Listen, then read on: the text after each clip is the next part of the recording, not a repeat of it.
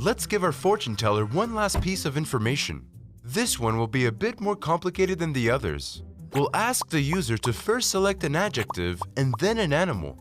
After that, we'll combine both strings to create a single string. Our new string will be a combination of an adjective and an animal name like large snail or fast turtle. Let's see how we can do this in the code editor. First, let's create a variable for the adjective.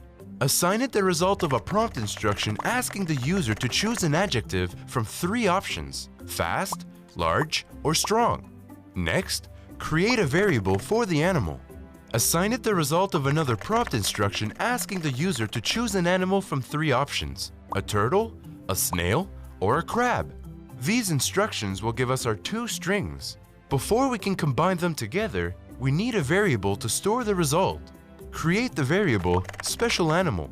Assign it the result of the variable adjective combined with a space and the variable animal. This ensures that they will not fuse into a single word. Finally, put the variable special animal as the 4th parameter in the tell future instruction. Once you're done, try out the final version of your fortune teller program.